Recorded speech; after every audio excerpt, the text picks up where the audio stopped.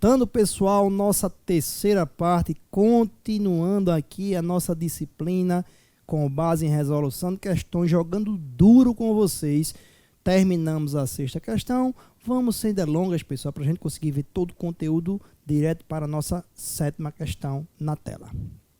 Olha só, 2019, acesso, delegado de polícia do Espírito Santo, eu acho que muitos de vocês fizeram. Chamamos de extratividade, veja que é aquela mesma linha que eu falei para vocês. Chamamos de extratividade a capacidade que tem a lei penal de se movimentar no tempo regulando fatos ocorridos durante sua vigência, mesmo depois de ter sido revogada ou de retroagir no tempo a fim de regular situações ocorridas anteriormente à sua vigência. Direito Penal, ímpeto Rogério Greco, certo? Segundo esse autor, a extratividade é gênero do qual seriam espécies ultratividade. Ó, exatamente o que eu falei para vocês. E a retroatividade. Extratividade, gênero, espécies, essas duas. Leia as afirmativas a seguir e marque a alternativa correta. A. A garantia penal positivada na Constituição Federal Brasileira 1988 promove a retroatividade da lei penal mais benéfica quando o condenado por uma conduta típica apresenta residência fixa após o cometimento do ilícito penal. Pessoal, essa aqui está ridícula. A Constituição Federal, aqui ó, para vocês, ó, no agora acho que é o L, não, meu Deus, é 40, isso aqui. Estou esquecendo o algarismo romano. XL. No inciso 40 do artigo 5º, prevê a irretroatividade da lei penal, salvo se for mais benéfica. Não existe isso de residência fixa. B. A lei penal possui ultraatividade nos casos em que, mesmo após sua revogação por lei mais gravosa, eita, pessoal, exatamente aquilo que eu falei para vocês, ó, continua sendo válido em relação aos efeitos penais mais brandos da lei que era vigente no momento da prática delitiva. Corretíssimo. Vem cá, pessoal. Ó, a lei penal revogada, se ela é mais branda, né, ela vai ultragir até o limite da vigência dessa aqui. Como assim até o limite da vigência? Claro, se eu pratiquei o fato entre uma lei e outra, senão não tem conflito. Pratiquei o fato entre uma lei e outra. A última lei, ela revogou a anterior. O juiz vai sentenciar lá na frente. Quando o juiz for sentenciar, ele vai se basear nessa ou nessa? E aí? Vai se basear nessa revogada se ela for mais benéfica. Isso é ultratividade da lei, certo? Ultratividade da lei. Professor, e se o cara praticou o fato depois dessa lei mais grave? Pessoal, não tem nem conflito. Vai ser aplicada a lei mais grave. Beleza? Volta na tela. Então, a assertiva B está correta. C. A aplicação da irretroatividade em direito penal funciona como garantia legal do ius puniendi, que pretende auferir a punição mais gravosa ao condenado. Ridículo também isso aqui, pessoal. A regra é a lei mais benéfica, não o ius puniendi. O ius puniendi é dever poder do Estado, direito penal subjetivo, certo? D. A ultratividade da lei penal funciona como mecanismo de endurecimento da norma penal. Ao passo, já elimino daqui. A ultratividade da lei penal, pessoal, ela só será aplicada, ou seja, a lei penal só será ultrativa se ela for mais benéfica, ok? A figura da ultratividade da norma penal realiza o objetivo de garantir a condenação do réu pela norma penal vigente na prática da conduta delitiva, com o principal objetivo de promover segurança jurídica em âmbito penal. Também não tem nada a ver, beleza? Oitava questão. Pelo princípio da continuidade normativa, as leis penais, após cumprirem todas as diretrizes legais, ingressam no ordenamento jurídico penal e vigoram até serem revogadas por outra lei, salvo nos casos das leis excepcionais e temporárias. Olha só, pessoal, vem cá. Tema bastante importante. O que é o princípio da continuidade normativa da lei penal? O que significa isso? Olha só, muito simples. Uma lei penal ela surge, ela vai vigorar, ela vai viger até que outra lei da mesma hierarquia, de superior ou mesma hierarquia, para ser mais claro com vocês, ela entra em vigor, para ser mais claro, e revoga a lei anterior. Se não tiver outra lei para revogar a lei penal, ela continuará em sua vigência. Ponto. Ponto. Tranquilo? Aí, vamos resolver primeiro a questão e depois eu trago outro comentário importante para vocês. Lei excepcional e temporária. Onde é que está isso? Artigo 3º do Código Penal. Se aplica o princípio da continuidade normativa ao artigo 3º ou é uma exceção? É uma exceção, pessoal. Sabe por quê? Lei excepcional e temporária, elas possuem a mesma consequência jurídica. Lei excepcional e temporária possuem a mesma consequência jurídica, porém elas não possuem a mesma natureza. Como assim? A lei excepcional, ela surge vinculada a um momento de excepcionalidade. Exemplo, estado de sítio. Eu acho que é o artigo 137 da Constituição Federal. Estado de sítio. Vamos supor que o presidente da República, em momento excepcional de Covid e tal, etc., decrete estado de sítio. Após decretar o estado de sítio, é elaborada pelo Congresso Nacional, óbvio, uma lei excepcional, aumentando a pena do crime de roubo, de latrocínio, que é o roubo qualificado, de homicídio, de tráfico, enfim, alguns crimes. Essa lei, ela irá vigorar condicionada ao momento de excepcionalidade. Quando passar o estado de sítio, a lei automaticamente ela morre, certo? Ou seja, ela não precisa de outra lei para revogá-la. Então, ela morre automaticamente condicionada ao estado de sítio.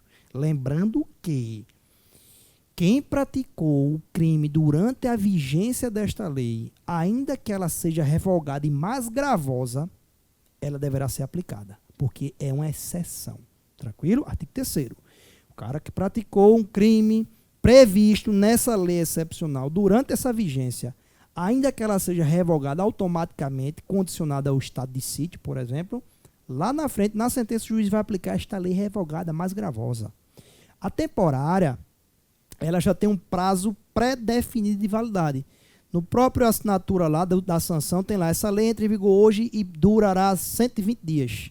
Lei da Copa, por exemplo, mesmo esquema. Quem praticou durante a vigência desta lei, o que é que acontece? Terá repercussão de ser aplicado lá na frente, desde que seja durante essa vigência, tranquilo? Então, é realmente a lei excepcional e temporária é uma exceção do princípio da continuidade normativa. Muito cuidado, pessoal. Deixa eu tomar só uma aguinha aqui, que a garganta já está indo embora.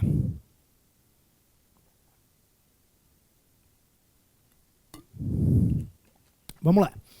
Muito cuidado no que se refere aí à diferenciação entre abolício criminis, que é uma causa de extinção da punibilidade, anota isso, abolício crimes, artigo 107, inciso 3 do Código Penal. Artigo 107, inciso 3 do Código Penal, extingue a punibilidade. O que é abolício crimes? Uma nova lei que surge para não mais criminalizar um fato que outrora era considerado crime. Exemplo muito típico, o artigo 217 do Código Penal, que previa o crime de sedução, foi revogado pela Lei 11.106/2005. Lei 11.106/2005. Ocorreu um abolício crimes. Ah, professor, tem uma diferenciação sobre isso? Olha só, as duas coisas são diferentes, mas em um determinado aspecto, abolício crimes pode confundir com o princípio da continuidade normativa. Muito cuidado, olha só. Professor, Lei 12.015 de 2009, Lei 12.015 de 2009, ela revogou o crime de atentado violento a pudor, não foi, professor? Eu fui ver lá, 214 não existe mais, não. Então, aconteceu o abolício crimes, né? Cuidado, olha o bizu para vocês. Quando eu falo em abolício crimes, eu falo em abolição material e formal de um crime. Quando eu falo em abolício crimes, eu falo em abolição, em revogação formal. Formal é o artigo foi revogado E material, o fato foi revogado. Quando eu tenho um artigo formalmente revogado, mas o fato previsto nele mudou de residência, ou seja, aquele fato ali foi residir em outro artigo, eu não tenho abolício crimes. Eu tenho o princípio da continuidade normativa. É o que aconteceu com o atentado violento ao pudor. O fato previsto no 214, ele deixou de existir? Não. Ele está no crime de estupro. Praticar, constranger alguém mediante violência, grave ameaça, manter conjunção carnal ou, por outro lado, ato libidinoso. Conjunção carnal ou ato libidinoso. Não houve revogação material. Então, não deixou de existir o fato. Abolício crimes, o fato deixa de existir. No princípio da continuidade normativa, o fato deixa de existir naquele artigo, mas passa a morar em outro artigo. É como se eu mudasse de residência. Eita, Paulo Furtado reside na rua tal, apartamento tal. Bati lá, ele não está mais lá não, ele deixou de residir aqui. Mas ele saiu, ele sumiu de Recife? Não, ele está morando em Recife ainda, ele está em outro apartamento. Continuidade normativa. Eu não morri, não deixei de existir. Já aboliu-se o crime, morre o fato, não existe mais. Fechou? Na tela. Nona questão, também criada por mim, pessoal. Nos crimes omissivos impróprios, a relação de causalidade possui relevância, dado que o Código Penal adotou a teoria naturalística da omissão. Questão cabulosa. Ao equiparar a omissão do agente garantidor a uma ação. Professor, vem aqui comigo. O professor está correto. Realmente o Código Penal equipara a omissão do garantidor a uma ação. E aí? Pessoal, já adianto para vocês. Depois a gente identifica o erro. Primeiro, qual é o assunto da questão? Conduta. A questão está errada. Eu vou explicar por quê daqui a pouquinho, certo? Mas vamos trabalhar um pouquinho sobre conduta, certo? Teoria finalista. Já tem um bizu de prova massa para vocês. Não achei... Eu já vi umas 3 questões de concurso, acho que foi para Procurador da República, bem interessante, mas eu não lembro qual foi o concurso específico. Olha só, teoria finalista. A conduta é o quê? É uma ação ou omissão voluntária e consciente, dolosa ou culposa, com a finalidade dirigida com um fim dirigido a um resultado lícito ou ilícito. Esse conceito é meu, certo? É finalista? É, mas eu dei uma incrementada nessa questão lícito ou ilícito. Vê bem, pessoal. Se cair na tua prova a seguinte pergunta. Conduta poderá ser definida quando o agente pratica uma ação dolosa, voluntária e consciente, com a finalidade lícita, legal, verdadeira ou falsa. Aí você, porra, não é conduta penalmente relevante. Se o cara tem uma finalidade lícita, não é conduta sim. Porque, não esquece, crime, fato típico, ilícito e culpável, certo? O dolo e a culpa, a teoria finalista, vem na conduta, certo? Se eu quero matar alguém dolosamente, mas eu mato essa pessoa porque ela está atirando contra mim, ou foi alvejada, e para evitar eu preciso dar um tiro na cabeça porque eu estou quase morrendo, houve dolo, houve conduta, matar alguém. Mas, pessoal, essa conduta, ela não é ilícita. Então, cuidado, a conduta pode ser lícita ou ilícita. Não confundam conduta com antijuridicidade ou ilicitude. Certo? Primeira observação é essa. Conduta omissiva. Omissiva própria, o que é que acontece? A omissão decorre do próprio tipo penal. Está lá, deixar, artigo 135, artigo 244, artigo 269, em época de Covid, deixar o médico de denunciar a autoridade pública competente doença cuja notificação seja compulsória. É um crime omissivo próprio.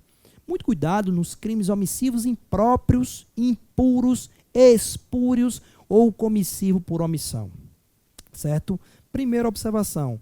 A omissão não decorre do tipo penal. A omissão não decorre da norma penal incriminadora. E decorre de onde, professor? Decorre de uma cláusula geral de imposição. Nos crimes omissivos impróprios, a omissão decorre de uma cláusula geral de imposição, que impõe ao garantidor o dever jurídico de cuidado, proteção ou vigilância. Não esquece disso. Professor, eu posso afirmar que nesse caso estamos diante de uma tipicidade imediata causal? Sim. O que é tipicidade imediata causal ou adequação típica imediata causal?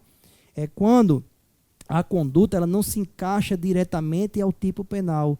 Ela precisa de um complemento geral. É esse caso. Então, ó, duas observações importantes.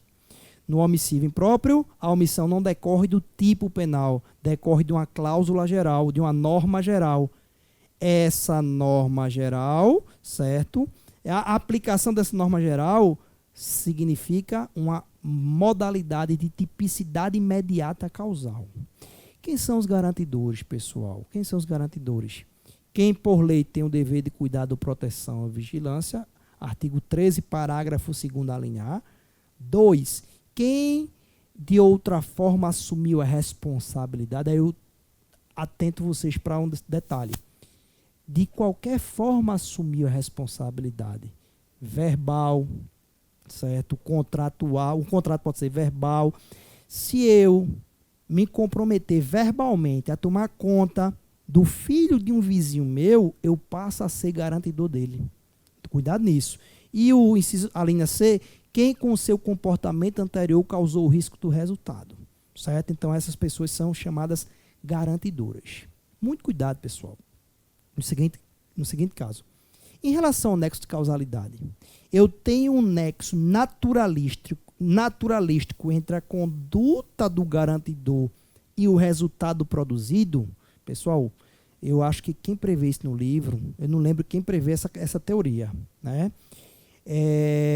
Eu tenho um nexo natural? Não, pessoal, eu não tenho um nexo natural. Porque perceba que minha conduta diretamente não produziu resultado. Né? Quando eu me omiti, não sou eu que estou produzindo aquele resultado. O nexo é normativo. A teoria é normativa ou jurídica? Em suma, em resumo para vocês, na omissão imprópria, estamos diante de uma adequação típica imediata causal. A conduta omissiva não decorre do tipo, mas de uma norma geral de extensão, de uma cláusula geral de imposição. E o nexo entre o resultado e a conduta omissiva do agente é normativo, jurídico, não naturalístico, natural. Fechou? Então, voltando lá, ó, qual o erro da questão?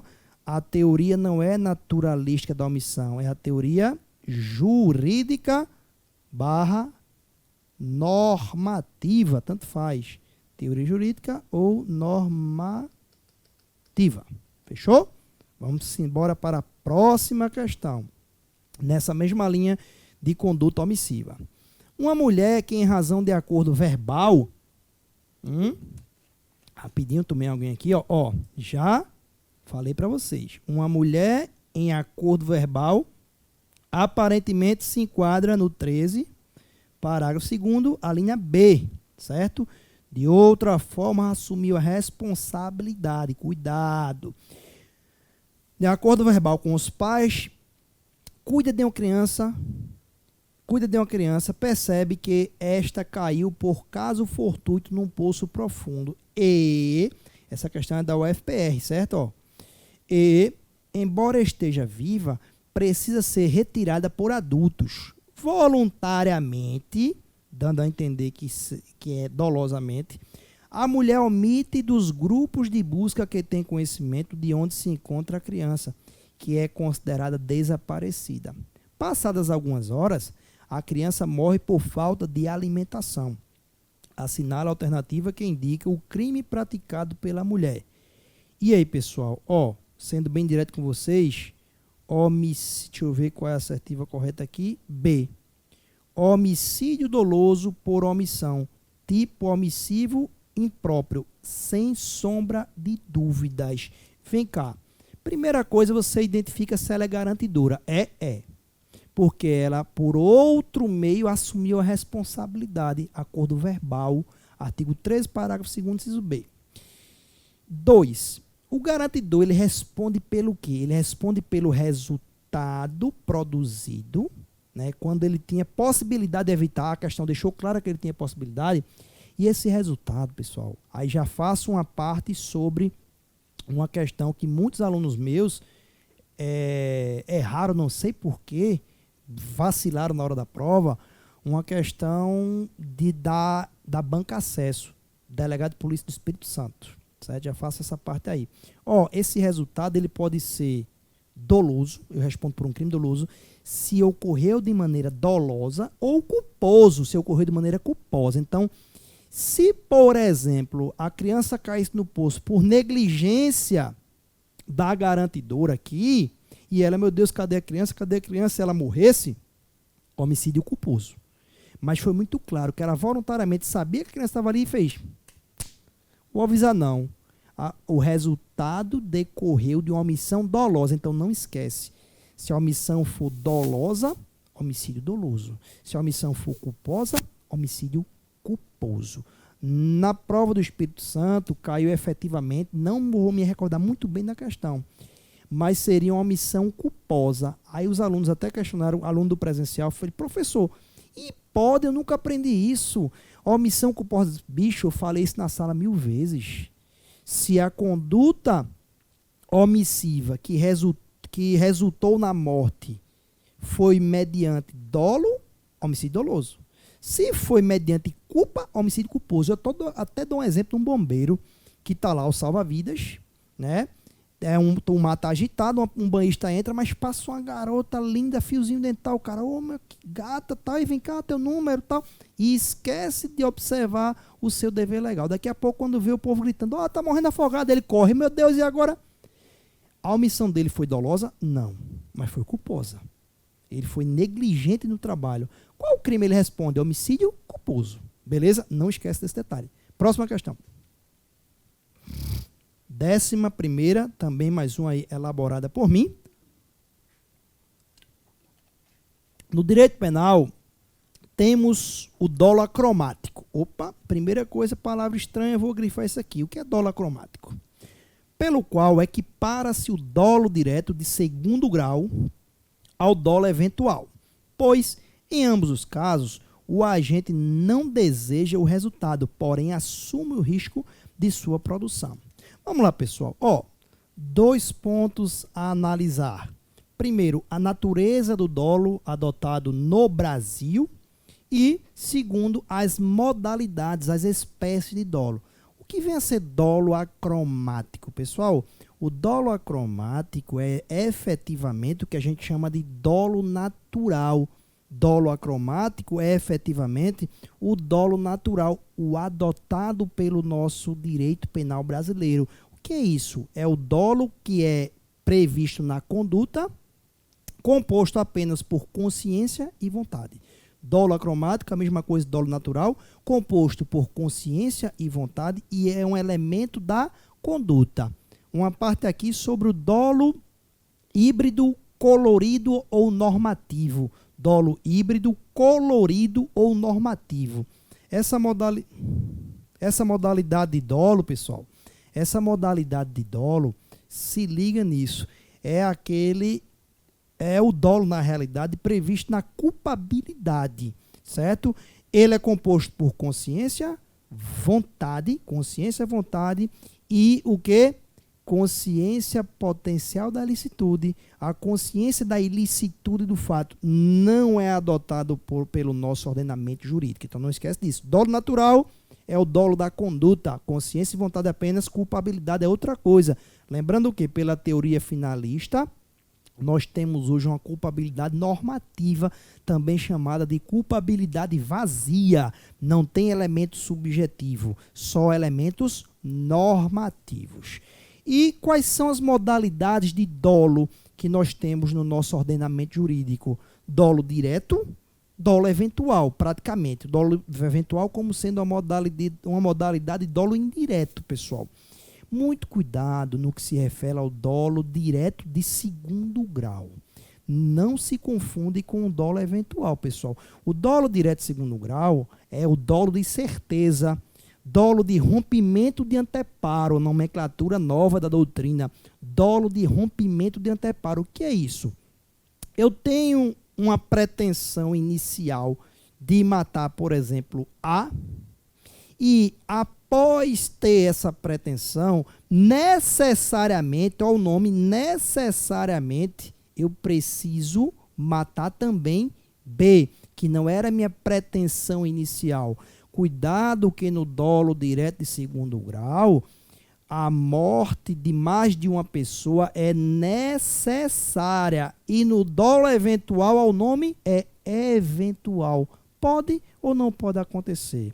Toda vez que eu tenho um efeito colateral necessário em virtude da prática da minha conduta dolosa de primeiro grau, ou seja, eu quero matar José, ele está com um motorista no veículo, ou ele é piloto de avião e está com um outro tripulante, e eu coloco uma bomba no veículo, por exemplo, morre os dois, dolo direto de primeiro grau em relação a um, dolo direto de segundo grau em relação ao outro. Não esquece desse detalhe bastante importante. Cabe aqui também a gente tratar sobre as teorias, pessoal. Muito cuidado. Quais são as teorias do dolo no Brasil? Teoria da vontade, adotada ao dolo direto, exige vontade do agente. Teoria do consentimento ou assentimento, adotada ao dolo eventual. Adotada ao dolo eventual. E tem a teoria, pessoal, também chamada da representação. A teoria chamada da representação não é adotada. É aquela que basta você representar, você prever um resultado, independentemente de assumir o risco ou não. Tranquilo? Então não esquece disso, volta lá na tela. Então, ó, no direito penal brasileiro temos o dolo acromático, pelo qual equipara-se ao dolo direto. Dolo acromático sim, é adotado, é o dolo natural, certo? Mas não há uma equiparação entre dolo de segundo grau e dolo eventual. Dolo de segundo grau é dolo de consequências necessárias. Tem que haver ou uma consequência necessária. Dolo eventual é um dolo de consequências eventuais. Bizu para vocês, certo, pessoal? Dica para vocês. Consequências eventuais. Então, está falso. Tranquilo? Próxima parte da nossa aula, a gente dá continuidade indo para a 12ª questão. Grande abraço.